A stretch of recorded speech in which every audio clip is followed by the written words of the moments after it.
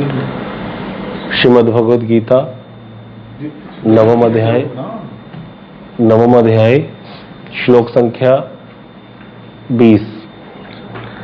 19 number श्लोक तक हमारा हो गया था। भगवान ने विभूतियों का वर्णन किया, अपनी क्यों विभूतियों का वर्णन किया, जो विश्वतोमुखम है वो किस प्रकार से मेरी आराधना करते हैं ये बताया था। अब अगला श्लोक करते हैं। त्रैविद्या माम सोमपा पूत पापा यज्ञैरिष्टवा सर्वगतिम प्रार्थयन्ते ते पुण्यम आसाद्य सुरेंद्र लोकम अश्नन्ति दिव्यान दिवि देव भोगान। इसका अन्वय कीजिए। प्रीति तंवर दीदी आप कीजिए इसका अन्वय। त्रिवेद समस्त सकाम कर्म परायण यज्ञों के द्वारा माम इंद्रादि के रूप में मेरी ईश्वरा पूजा कर सोमपा यज्ञ के अविष्ट सोम रस का पान कर पूत पापा निष्पाप संताप होकर सर्वगतिम स्वर्ग गमन की प्रार्थना करते हैं। वे पुण्य फल के रूप में सुरेंद्र लोकम देवराज इंद्र के लोक को आस्वाद्य पाकर दिव्य स्वर्ग में दिव्यान देव भोगान दिव्य देव भोग्य वस्तुओं का अशांति उपभोग करते हैं। अनुवाद कीजिए। हाँ जी। त्रिवेदोक्त सकाम, अच्छा हिंदी में प्रभु जी है समझिए। सकाम कर्म परायण व्यक्तिगण यज्ञों के द्वारा मेरी पूजा कर यज्ञ के अविष्ट सोम रस का पान कर निष्पाप होकर स्वर्ग गमन की प्रार्थना करते हैं। पुण्य फल के रूप में इंद्रलोक प्राप्त कर वे दिव्य देव भोग्य भोगों का उपभोग करते हैं। तो यहाँ पर क्या बोला कृष्ण ने? अब यहाँ पर 3 प्रकार के भक्त जो पहले बताए थे कि वो एक मैंने कहते पहले 7वें अध्याय में बताया था कि कौन लोग मेरा भजन करते हैं। 4 प्रकार के लोग, आर्त, अर्थार्थी, जिज्ञासु और ज्ञानी। उसके बाद अनन्य भक्ति की बात आई, जो केवला भक्त हैं, जो मेरा भजन ही करते हैं और जिनको मेरी प्रेमा भक्ति चाहिए। फिर बता दिया था 3 और रह गए थे, उनके बारे में बता दिए। इससे पहले 2 श्लोक जो थे उसके बारे में बताया था। अब यहाँ बता रहे हैं कि जो लोग वैदत्रयी में उलझे हुए हैं, अर्थात त्रिवेदोक्त काम कर्म प्रायण, 3 वेद जो ऋक् साम और यजुर्वेद में, जो 3 वेदों में कर्म का जो कांड का विस्तार है, कर्म कांड का क्यों है विस्तार कर्म कांड का वेदों में? इसका उत्तर देगा कोई? वेदों में कर्म कांड का विस्तार क्यों है? बहुत लोगों को पता है इस चीज के बारे में। परमानंद प्रभु जी आप बताओ। हरे कृष्णा प्रभु जी, धन्यवाद प्रणाम। आपको बता दें प्रभु जी, ऐसी दुकान जैसा लोग वैसे भगवान, जैसे लोग वैसा भगवान, मतलब जिस तरह के लोग हैं उस तरह के, मतलब जो वो चाह रहे हैं भोग चाह रहे हैं तो उस तरह वो करना है उसके अंदर। तो लोग क्या चाह रहे हैं? मतलब संसार में रुचि है उनकी। ये बोलो कि जो व्यक्ति भोग करने की इच्छा से आया, जीवात्मा जो भोग करने की इच्छा की जिस जीवात्मा ने, वही बद्ध जीव कहलाए। तो जब जीव की सृष्टि हुई, जिन्होंने भगवान की सेवा की इच्छा की कामना करी, वो तो धाम ही कोई चले गए भगवान के, वो तो सेवक हैं। लेकिन जिन्होंने भोग की इच्छा करी, ज्यादातर भोग वाले हैं, तो भोग करने के लिए उनको संसार, उनके लिए भगवान को ये संसार रूपी जेल बनानी पड़ी। अब यहाँ पर भोग करने की इच्छा से आए तो भोग देना पड़ेगा कि नहीं देना पड़ेगा? इसीलिए वेदों का भी सृजन हुआ। वेदों में सृजन में फिर जैसा ग्राहक वैसा माल। ग्राहक आया था, जो भी ग्राहक अर्थात जो जीवात्मा भोग करने आई है, बद्ध होकर के संसार में आया भोग करने, तो इसीलिए उसको भोग का अरेंजमेंट दिया वेदों में कर्म कांड के विस्तार के द्वारा। ये यज्ञ करोगे ये प्राप्ति हो जाएगी, ये यज्ञ करोगे ये मिल जाएगा, इसीलिए दिया। जैसा ग्राहक वैसा माल रखना पड़ेगा। अभी थोड़े दिन में सर्दी शुरू हो जाएगी, तो जिन लोगों ने पहले अभी कूलर रखे हुए थे, एसी रखे हुए थे, कोई दुकानें ऐसी होती हैं वो फिर गद्दे रखने शुरू कर देते हैं उनके, और रजाइयां रखनी शुरू कर देते हैं। ऐसी दुकानें होती हैं सिटी में। क्यों? अभी आगे जैसा ग्राहक वैसा माल, भी सर्दी शुरू हो जाएगी। तो इसी प्रकार भगवान ने क्या किया, वेदों में कर्मकांड का विस्तार है। तेरे तो वैद तरी क्या हुआ, वेद तरी क्या बोलते हैं उसको, धर्म अर्थ और काम। जो वैसे तो 4 पुरुषार्थ है, धर्म अर्थ काम और मोक्ष। मोक्ष के लिए तो कोई विरला ही प्रयत्न करता है, धर्म अर्थ काम मिल जाते हैं। धर्म करते हैं कामनाओं की पूर्ति के लिए, है ना, तो इसीलिए धर्म करते हैं। धर्म से अर्थ की प्राप्ति होती है, अर्थ से कामनाओं को भोग करते हैं। इसको बोलते हैं वेदत्रयी।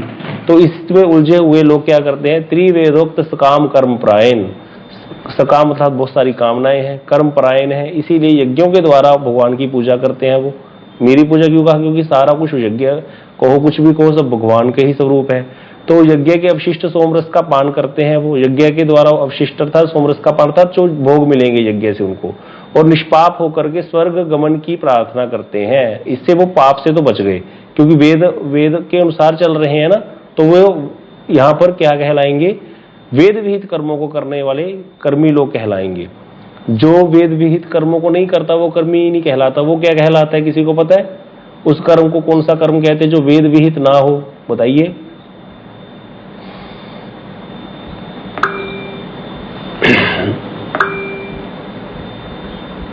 हाँ जी प्रीति दीदी बताइए।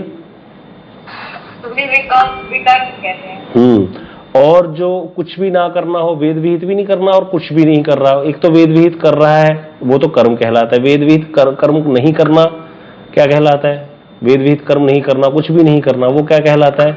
हाँ जी राधेश्वरी दीदी आप बताइए। कर्म। हाँ अकर्म, ठीक है, ना करना। और वेद के उल्टा करना, यज्ञ कर रहे हैं उसमें जाकर पानी डाले, जैसे वो राक्षस लोग करते थे, वो क्या कहलाता है। सोनू दीदी आप बताइए। हाँ तो वेद विहित ये कर्म थ्योरी है। तो कर्म जो वेद के विहित कार्य करने को कर्म कहलाता है, वेद के उल्टा करने को भी कर्म कहलाता है। कुछ भी नहीं करना, श्राद्ध है कि यही नहीं पिताजी का श्राद्ध करने से क्या हो जाएगा, जो ये सोचता है आजकल ये ज्यादा चल रहा है, इसको अकर्म कहलाता है, ये भी दोष युक्त है। तो वो अकर्म है, आलस्य या किसी भी कारण से नहीं कार्य करना वो अकर्म है, और उल्टा करना विकर्म है। वेद विहित कार्य करना कर्म कहलाता है। तो वेद विहित कार्य को करने को कर्म कहते हैं। लेकिन जब कामना से युक्त होकर के कोई कर्म किया जाता है, वेद विहित कर्म ही किया जाए चाहे, उससे क्या होगा, उसका पाप तो नहीं बना क्योंकि उसने वेद का फॉलो कर लिया, लेकिन पाप नहीं बनने पर भी वो स्वर्ग पहुंच जाएगा व्यक्ति। उसका फल क्या है, स्वर्ग की प्राप्ति है, भोग भी मिलेगा उसको और स्वर्ग भी मिल जाएगा बाद में। तो इसीलिए कह रहे हैं पुण्य फल के रूप में इंद्रलोक को प्राप्त करते हैं और दिव्य देव भोग्य भोगों का उपभोग करते हैं। ठीक है, तो इस तरह से इसकी ठीक है। अब आगे हम समझते हैं कि इस प्रकार 3 प्रकार के उपासक भक्तगण मुझे ही परमेश्वर जान करके मुक्त होते हैं। पहले 3 प्रकार के आए थे ना, अहम ग्रह उपासक, प्रतीकोपासक और विश्व रूपोपासक। लेकिन जो कर्मी है उनकी बात अब यहाँ कृष्ण कर रहे हैं। जो कर्मी है उनको मुक्ति नहीं मिलती है। हाँ? तो ये जो पहले 3 प्रकार के उपासक बताए थे, अहम ग्रह उपासक, इसको आगे और श्री भक्ति विनोद ठाकुर जी टीका में क्लियर करेंगे कि ये 3 प्रकार के उपासक भी इसी में चले जाते हैं, स्वर्ग आदि लोकों में ही चले जाते हैं। क्यों, वो समझेंगे उसको बाद में। पहले यहाँ पर समझो कि जो कर्मी व्यक्ति उसको मुक्ति नहीं मिलती। कर्मी की बात यहाँ पर हो रही है। कर्मी था जो वेदोक्त कर्मों को कर रहा है, जो वेद में उक्त है कर्म, ये कार्य करो। हाँ, पुत्र कामेष्टि यज्ञ, वाजपेयी यज्ञ, बहुत प्रकार के यज्ञों का वर्णन है, करते हैं, जो उनको मुक्ति नहीं मिलती कभी भी। इसीलिए भगवान त्रय विद्या इत्यादि 2 श्लोक कह रहे हैं। जो ऋक यजु और साम वेद इन तीनों की विद्या को जानते हैं कि वेदों में क्या वर्णन है। फिर त्रय विद्या अर्थात तीनों वेदों में कथित कर्मपरायण है। कर्मपरायण आपको याद है, एक श्लोक आया था दूसरे अध्याय में, वहां पर भगवान ने शुरू में ही घोषणा कर दी थी, किसी को याद हो, बहुत इंपॉर्टेंट श्लोक था। वहां पर भगवान ने कहा था वेदों में जो 3 प्रकार का वर्णन है, इसमें वेदत्रयी में मत उलझो। क्या बताया था, किसी को याद है, कुछ श्लोक याद है किसी को, वो देखते हैं किसको याद है श्लोक। एक श्लोक आया था, वहां पर भगवान ने बोला था निस्त्रय गुणो भुआ अर्जुन, बोल ही दिया देखा जाए तो मैंने श्लोक। ये उसकी पहली लाइन क्या है, पहला पार्ट, ये थी ना वो त्रैगुणया विषया। बिल्कुल बिल्कुल, जय हो। त्रैगुणया विषया वेदा बहुत इंपॉर्टेंट श्लोक है। अर्जुन को भगवान ने कहा त्रैगुणया विषया वेदा निस्त्रय गुणो भुआ अर्जुन। वेदों के विषय त्रिगुणमयी है, सत्यतम और रज में फंसा के रखेंगे, वो निर्गुण नहीं बनाने वाले, इसीलिए निर्गुण हो जाओ तुम। मैं तुमको ये कहता हूं। यह दूसरे अध्याय में भक्ति की बात आ गई थी, क्योंकि भक्ति देवी ही गीता का प्रतिपाद्य विषय है, इसीलिए वहां पर भक्ति देवी ने प्रवेश कर लिया था एकदम से इस श्लोक के द्वारा। आगे जाकर के तो फिर और आ गया था, स्वल्पमपि यस्य धर्मस्य त्रायतो महतो भयात्, कि थोड़ा सा भी इसका जो भक्ति का यजन करेगा महान भय से छुटकारा हो जाएगा। तो ये जो है यहाँ पर उन लोगों की बात कर रहे हैं जो यज्ञों को करते हैं। तो इसलिए कह रहे हैं कि जो 3 विद्याओं को जानते हैं, वे त्रय विद्या था, तीनों वेदों में कथित कर्मपरायण है, वे यज्ञ द्वारा मेरी ही पूजा करते हैं। भाई चाहे करते मेरी ही पूजा है, जैसे वो 3 प्रकार के पहले लोग उपासक थे, लेकिन वो इंद्रादि देवतागण मेरे ही रूप है, कृष्ण कह रहे हैं। लेकिन होने पर भी वो इंद्र को ही मान रहे हैं ना सब कुछ। तो इसलिए नहीं जानते हुए वस्तुतः वे इंद्रादि रूप में मेरी ही पूजा करते हैं, चाहे नहीं जानते। कृष्ण ने ही तो सारा जो है निर्धारण किया है, उनकी पार्लियामेंट है भगवान की। तथा यज्ञ के अवशेष सोमरस का पान करते हैं। सोमरस पीने वाले वे पुण्य लाभ कर स्वर्ग सुख का भोग करते हैं, उनको स्वर्ग मिलेगा और स्वर्ग सुख को प्राप्त कर लेंगे वो। ये यहाँ पर बोला गया। उनकी मुक्ति इत्यादि की बात यहाँ पर भगवान ने नहीं की कि वो मुझे प्राप्त कर लेंगे या मुक्ति मिल जाएगी, कोई नहीं हुआ। अब आगे इसकी सप्रकाशिका वृत्ति पढ़ते हैं। इस प्रकार त्रिविध उपासना, देखो त्रिविध उपासना कौन सी आई थी जो पहले वर्णन की, इससे पहले कल जो हमने सुना था, अहंग्रह उपासक, प्रतीकोपासक और विश्वरूप उपासक। कहते वो जो त्रिविध उपासक है, अगर तो उनका भक्ति की गंध है, उनके अंदर भक्ति की गंध है, अर्थात तो थोड़ा बहुत भक्ति का में मन लगता है कृष्ण कीर्तन में, कृष्ण नाम में, और साधु संग हो जाए उनका, तभी परमेश्वर के रूप में मेरी उपासना करके कर्मशय अपने अपने कषाय क्या है उनका, अहंग्रह उपासक का कषाय क्या था, मैं ही ब्रह्म हूं, मैं ही भगवान हूं, ये कषाय दूर हो जाएगा। और दूसरा वाला जो था वो देवता किसी चीज को भी देख रहा था प्रतीक में, उसको कृष्ण मान रहा था, मतलब कृष्ण ही मान रहा था, सब कह रहा था उन्हीं का है रूप, और इसीलिए उन देवताओं की उपासना कर रहा था, तो उसका वो वाला कषाय दूर हो जाएगा और वो डायरेक्ट भगवान को मानेगा। तीसरे वाला जो था वो सब में ही ये वाली बुद्धि कर रहा था, तो उसका भी वो दूर हो जाएगा। तो इसीलिए कह रहे हैं वो अपने अपने कषायों का परित्याग कर, कब, अगर कहीं उनका साधु संग हो गया, भक्ति का थोड़ा बहुत लेश उनके अंदर रहा, तो फिर मेरी शुद्धा भक्ति लाभ करके मोक्ष प्राप्त करेंगे। हाँ, लेकिन होता क्या है, कहते हैं यहाँ पर आगे इसको बताएंगे, पहले समझते हैं इनका क्या होता है। अहंग्रह उपासक में अपने प्रति उपासक की भगवत बुद्धि है, अपने आप को क्या मान रहा है, मैं ही कृष्ण हूं, मैं ही राम हूं, मैं ही शिव हूं, शिवोहम शिवोहम शिवोहम का ध्यान करता है, अहम ब्रह्मोस्मि सोहम सोहम करता है, ऐसी भगवत बुद्धि अपने प्रति उपासक की बुद्धि होगी, उसकी उपासना की बुद्धि है उसकी। वह भक्ति के आलोचना क्रम से, अगर कहीं भक्तों का संग हो गया, भक्ति की आलोचना हो गई कि भक्ति क्या है, भगवान क्या है, उस क्रम से दूर होकर के क्या हो जाएगी, वो बुद्धि उसकी शुद्ध भक्ति के रूप में प्रणीत हो सकती है। हो सकता है कि वो शुद्ध भक्त हो जाए, क्योंकि इसी अध्याय में पहले श्लोक आए थे ना, भगवान कह रहे हैं सारे भूत मुझ में स्थित है, मैं सब भूतों में स्थित हूं, लेकिन होने पर भी अलग हूं, नहीं भी हूं। तो यहां पर उसको ये समझ में आ जाएगा, ये भगवान की माया के जो है भगवान की शक्ति का परिणाम है। जगत भगवान तो अलग है, स्वयं रूप जो कृष्ण है, अगर कहीं भक्तों का संग हो गया, भक्ति की आलोचना हो गई, तो फिर शुद्ध भक्ति में परिणित हो जाएगा। इसी प्रकार प्रतीकोपासना में भी जो अन्य देवताओं के प्रति भगवत बुद्धि है उसकी, कि राम जो ये सूर्य इत्यादि जितने भी हैं सब भगवान ही है, शिव जी भी भगवान है, हनुमान जी भी भगवान है, सब भगवान है। हम तो पहले यही मानते थे भाई, सीधी सी बात है, सब भगवान है, मैं तो यही मानता था, सब भगवान ही होते हैं।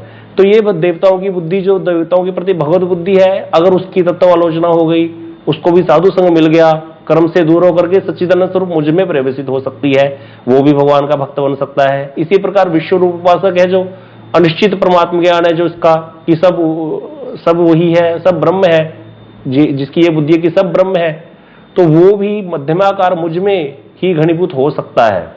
वो भी क्या हो सकता है, भगवत वैमुख्य जो उसके अंदर है वो भी कहीं दूर हो सकता है, कहीं उसको साधु संग हो जाए तो ये तीनों का अगर साधु संग हो जाए तो ये दोष दूर हो सकते हैं। क्योंकि ऐसी चीजें होती हैं, साधु संग कहीं मिल गया, साधु संग मिलेगा सुकृति से, थोड़ी बहुत सुकृति। अब सुकृति कैसे आएगी, सुकृति एक तो होती है ज्ञात, एक अज्ञात सुकृति भी तो होती है। गलती से तुलसी जी के पौधे को पानी दे दिया, बाग में बगीचे में पानी दे रहा था, घूम रहा था, 4 परिक्रमा कर ली, किसी गलती से लंगर लगा रखा था, 1-2 वैष्णव भी खा गए, ऐसे करके सुकृति बन गई किसी तरीके से, और फिर उसको साधु संग मिलेगा, और साधु संग मिलने से उसका जितना भी ये भगवत वैमुख्य है, जो विमुखता है उसकी, वो दूर हो जाएगी। लेकिन यहां पर आगे क्या कह रहे, किंतु इन त्रिविध उपासनाओं में जिसका भगवत वैमुख्य लक्ष्य रूप कर्म ज्ञान में आग्रह रहता है, मतलब जिनकी सुकृति नहीं है, जिनका इन त्रिविध तीन प्रकार के उपासक जो है, अंगुरो उपासक और प्रतीको उपासक और जो ये विश्व रूप उपासक है, इनमें ज्यादातर क्या होता है, इनको नित्य मंगल और भक्ति की प्राप्ति नहीं होती, ज्यादातर इनका आग्रह कर्म और ज्ञान में रहता है। अब इनमें से ज्ञान में आग्रह किसका रहता है, कर्म में आग्रह किनका रहता है, उसको सुनो। अहंग्रह उपासक जो है वो क्या कहता है, वो एक में ही बुद्धि स्थिर कर रहा है। हमने कहा था वो श्रेष्ठ है, क्यों, क्योंकि वहां पर वो क्या कह रहा है कि वही मैं हूं, मैं भी वही हूं, मुझ में और उसमें कोई भेद नहीं है। कल आई थी चर्चा इसकी। अहंग्रह उपासक यही मानता है कि परमात्मा और मुझ में कोई भेद नहीं है, इसीलिए वो ज्ञान का किसमें बढ़ेगा जाकर के, वो अभेद साधगन कर्मशः भगवत विमुक्तावश क्या हो गए, मायावाद रूपी कुतर्क जाल में पतित हो जाते हैं, मायावादी बन जाते हैं वो। और वो यही मानते हैं कि मैं भी कृष्ण हूं, मैं भी राम हूं, मैं भी ब्रह्म हूं। और ये जो हम थोड़ा बहुत भक्ति का आश्रय क्यों लेते हैं, अगर लेता है क्योंकि मुझे मुक्ति चाहिए बस। तो ये अभेद साधन है जो ज्यादातर वो ज्ञान के अग्रह में उसका फंसना हो जाता है। और दूसरा जो प्रतीकोपासक है वो कौन है? प्रतीकोपासक अर्थात जो सूर्य को भी भगवान मान रहा है, चंद्र को भी भगवान, सब भगवान है, इसका ज्यादातर होता है वो भोगी होता है ऐसा व्यक्ति। उसको सबसे कुछ ना कुछ माल चाहिए। बोला ऐसी थोड़ी बना रखा है, सबकी अपनी अपनी पोजीशन है, सबको मानना पड़ेगा क्योंकि हमें चाहिए भोग, हम किसी को नाराज क्यों करें, है ना। तो इसीलिए ऋक् साम और यजुर्वेद में जो उल्लिखित क्या है, कर्म तंत्र जो वर्णन किया गया है उसमें आबद्ध हो जाते हैं, कर्मों के जाल में क्यों होते हैं? क्योंकि भोग की इच्छा है। होकर के उक्त वेदत्रय की कर्मोपदेशनी विद्यात्रय का, वेदत्रय था धर्म अर्थ काम, धर्म करोगे अर्थ की प्राप्ति होगी, अर्थ से कामनाओं की भोग करेंगे, कामनाओं की पूर्ति होगी। इस प्रकार के वाक्यों में कर्मोपदेशनी विद्या जो वहां पर लिख रखी है वेदों में, वो क्यों विद्या लिखी है पहले ही शुरू में डिस्कस कर लिया, भगवान को देना पड़ा। जैसा ग्राहक वैसा माल देना पड़ेगा भाई, ऐसे तो चलता नहीं है फिर। तो इसीलिए विद्यात्रय का वो अध्ययन करके सोमपान द्वारा निष्पाप होते हैं, वो सारे भोगों को भोगते हैं उनको, क्योंकि वेदोक्त धर्म का पालन कर रहे हैं इसीलिए निष्पाप वो माने जाएंगे, पाप नहीं है उनका, क्योंकि उन्होंने वेद का आश्रय ग्रहण करके जो है अपने भोगों को भोगा है। सकाम कर्मी है वो, लेकिन कर्म जो है वो कर रहे हैं, विकर्म नहीं कर रहे, अकर्म नहीं कर रहे। कर्मशय यज्ञ द्वारा मेरी उपासना करके स्वर्ग प्राप्ति की प्रार्थना करते हैं और वे पुण्य फल से प्राप्य दिव्य लोक में दिव्य देव भोगों को प्राप्त करते हैं। तो इस प्रकार से उनको दिव्य भोग मिल जाते हैं। ऐसा यहां पर नहीं बोला गया कि उनको भोग नहीं मिलते, भोग मिलेंगे भाई, क्यों नहीं मिलेंगे भोग। लेकिन जो विधि का फॉलो नहीं कर रहा, विधि को फॉलो नहीं करके भोग भोगना चाहता है, वो हो गया विकर्मी, उसको दंड मिलेगा। उसको यहां पर अगर भोग मिल भी जाता है, वैसे तो नहीं मिलेगा, पुराने कर्मों का ही मिल रहा है अभी। तो अभी जो वो कर रहा है बिना कुछ कोई व्यक्ति कर्मी है, सकाम कर्मी है और वो भोग भोगना चाहता है, लेकिन वेदोक्त वेद का आश्रय ग्रहण करके नहीं कार्य कर रहा। अब उसको लग रहा है कि मेरे को तो सब मिल रहा है, हमारी बड़ी बढ़िया कोठी है, बच्चे हो गए, पत्नी मिल गई, वो उसको पिछले कर्मों के हिसाब से मिल रहा है। अब जो नहीं कुछ कर रहा ना, कलयुग में तो ये सब कुछ भी नष्ट हो चुका है। इसीलिए अगला जन्म तो नरक ही मिलेगा या फिर नीच योनियां मिलेंगी, ये श्योर है। क्योंकि ना तो भक्ति का आश्रय लिया, ना ही कर्मकांड किया, तो फिर क्या होगा? फॉलो तो किया ही नहीं किसी चीज। इसीलिए गीता मैन्युअल है संसार को चलाने का, इसीलिए बोल दिया, क्योंकि गीता में हर चीज आई है, हर चीज। कर्मी का भी विधान बताया, ज्ञानी का भी विधान बताया, भक्तों का भी विधान बता रहे हैं भगवान। तो यहाँ पर 9th चैप्टर, इसीलिए इसको राजविद्या गुह राजवियोग नाम है इसका। इसमें सब कुछ है, इसमें भक्ति की बात है, तो साथ में कर्म का भी समझा रहे हैं भगवान कि उनको क्या मिलेगा, स्वर्ग मिलेगा। अब आगे जाके भगवान डिस्टिंग्विश करेंगे फिर कि मेरे भक्तों को क्या मिलता है। आगे कह रहे हैं फिर कि ये भाई स्वर्ग मिल गया, लोग तो खुश हो गए। कल थोड़े दिन पहले मोदी जी की भी स्पीच आई थी, कह रहे थे मेरी स्वर्गवासी माता जी को गालियां दी, ऐसे बोला। ज्यादातर स्वर्ग की चर्चा है संसार में।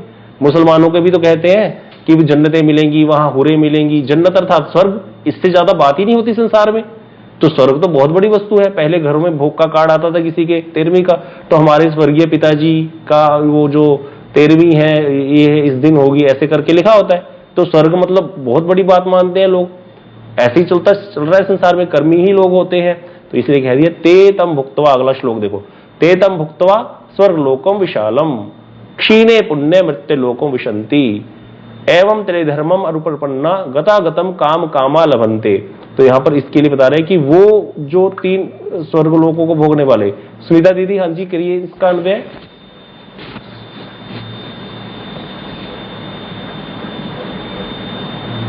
हरे कृष्ण प्रभु जी, किसी और से प्लीज करवा लीजिए। हाँ जी, हाँ जी सरोज दीदी आप कीजिए, मुझे लगा हैंड रेज किया हुआ है ना। हाँ जी।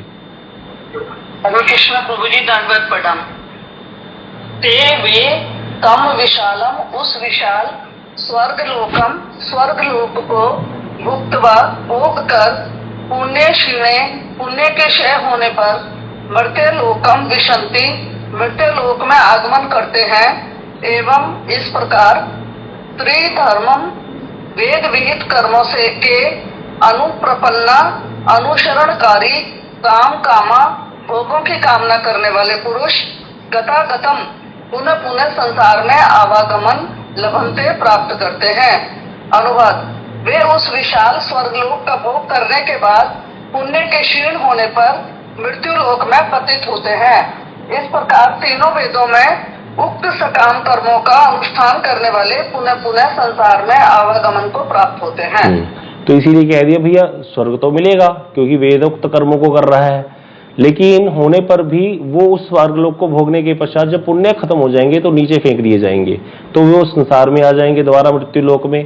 और इस प्रकार तीनों वेदों में जो उक्त कर्म है, सकाम कर्मों का अनुष्ठान करने वाले जो लोग हैं वो पुनः पुनः आना जाना करते हैं। इसीलिए ऐसा जो है स्वर्ग का क्या प्राप्ति का फायदा जिसमें दोबारा हमारा आना जाना ही चलता रहा, हमें प्राप्ति ही नहीं हुई। तो इसीलिए महाराज जी कथा सुनाते होते हैं कि एक व्यक्ति था, वो स्वर्ग में बैठा था और उसका भी निश्चित काल बहुत समय था स्वर्ग में भोगने, उसको अप्सराएं उसकी सेवा कर रही थी, बढ़िया सोमरस का पान कराया जा रहा था उसको, हाँ, और वो आनंद ले रहा था वहां पर। इतने में एकदम से उसने रोना शुरू कर दिया, बहुत रो रहा है। और एक व्यक्ति नरक में था, नरक में लेके जा रहे थे उसको, और वो बड़ा प्रसन्न हो रहा है। और दूत यमदूत है वो हैरान हो रहे हैं कि यहाँ पर तो इसको इतनी यातनाएं मिलेंगी, यातना में शरीर मिलेगा, इसको लोहे के तपते हुए खंभों से आलिंगन कराया जाएगा, इसको पेशाब पिलाया जाएगा, इसको मलमूत्र खिलाया जाएगा, और ये इतना प्रसन्न हो रहा है। वो कह रहा, अब उसको पूछा पहले स्वर्ग वाले को, भैया तू क्यों रो रहा है, तू तो स्वर्ग में बैठा है। तो वो कह रहा है मैं क्या करूं, मेरे परिवार में आज एक बालक का जन्म हुआ है जो अत्यंत ही दुष्ट स्वभाव का होगा और बड़े बुरे कर्म करेगा और सारे परिवार को नरक में लेके जाने वाला बनेगा, इसीलिए मैं यहाँ पर बहुत दुखी हूँ। और जो नरक में जा रहा था उसको पूछा, भैया तू क्यों खुश हो रहा है। उन्होंने पूछा, बोला आज जो देना मुझे दंड दे लो, कल मेरे परिवार में एक बच्चा हुआ है जो दीक्षित हो रहा है और वो भजन करेगा और उसका फल हमको भी मिलेगा, मैं उसका पितर हूँ, तो इसीलिए हमारा उद्धार का समय आ गया है। आज जितना कष्ट देना है मुझको दे लो, तुम्हें जो करना है करा लो मेरे से, कल से मेरा कुछ नहीं कर सकते तुम लोग, क्योंकि कल को मेरे को आगे पहुंच जाऊंगा। आगे पहुंच जाऊंगा अर्थ ये नहीं होता कि वो जो बैठे बैठे ऐसी सबको खाने को खीर मिल जाएगी, उनको साधन का जो है वो मिलता है, योग मिलता है, साधन का योग मिलता है ऐसे व्यक्तियों को जो पितर होते हैं। जैसे अजामिल के प्रसंग में आया, अजामिल को देखा, अजामिल ने नारायण नाम पुकारा, भाई उसने तो पुत्र को पुकारा था अपने, भगवान के दूत आ गए और यमराज उसके गले में फांसी डाल करके खींच रहे थे उसके प्राण। भगवान के दूत ने उसको नहीं लेके जाने दिया, बोले नहीं आप इसको लेके नहीं जा सकते यमराज में, यमलोक में, इसकी जुरिडिक्शन आपकी है ही नहीं इसकी लेके जाने की। अगर इसको कोई दंड देना है तो हमारे प्रभु देंगे, इसके दंड का अधिकार आपको नहीं है। तो बहुत सारी चर्चाएं हुई, चलो वो तो अलग बात है। अब अजामिल उसके बाद ये नहीं कि डायरेक्ट धाम पहुंच गया था, फिर पार्षद वहीं छोड़ गए, उसने सारा वार्तालाप सुन लिया था। सुनने के बाद वो हरिद्वार चला गया, अब उसको समझ में आ गई, फिर उसने वहां कुटिया बनाई गंगा जी के किनारे और वहां रह करके भजन किया भगवान का निश्चल भाव से बहुत, फिर उसको भगवत प्राप्ति हुई है। साधन उसने भी किया है, लेकिन अब उसको अकल आ गई थी, जैसे हमको आती नहीं है, सारा दिन सुनते रहते हैं फिर भी माला करते हाय हाय चलती रहती है, वो वाली अकल उसको आ गई थी, क्योंकि उसने साक्षात देख लिया था, गले में फंदा डाल करके निकाल करके लेके जा रहे थे प्राण, और आके ठाकुर जी के दूतों ने उसको बचाया था, भगवान के जो पार्षद आए थे। इसीलिए तो यहाँ पर यही कहा रहा है कि भैया स्वर्ग, ऐसे स्वर्ग का तो यहाँ पर बता रहा है, पूर्व श्लोक में वर्णित भगवत विमुख काम कामी व्यक्तिगण, भगवान से विमुख है, कामनाओं में उलझे हुए हैं, स्वर्ग आदि के सुखों को भोग करके पुनः संसार में पतित होते हैं तथा उन्हें पुनः जन्म कर्म फल प्रद गति को प्राप्त होते हैं।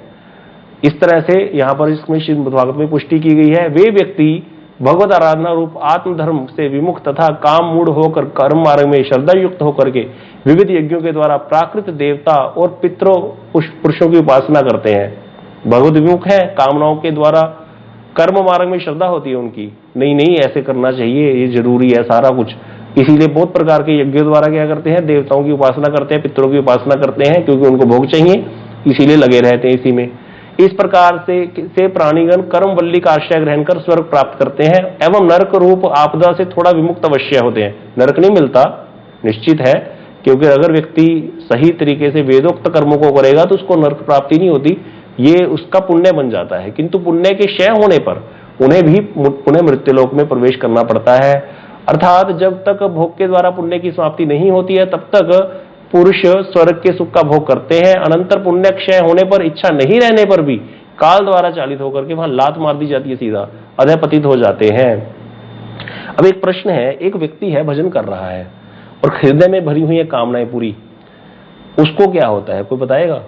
उसको क्या मिलता है? उसको स्वर्ग मिलता है फिर, या भगवान क्या करते हैं उसका बेचारे का? कामनाएं, बड़ा रजोगुणी है, बड़ा रजोगुणी स्वभाव है उसका, पूरा रजोगुणी, भजन भी पूरा अनन्य कर रहा है, लेकिन रजोगुण नाश नहीं हो रहा, अनन्य भजन कर रहा है, हाँ जी बताइए वेणुगोपाल प्रभु क्या होगा?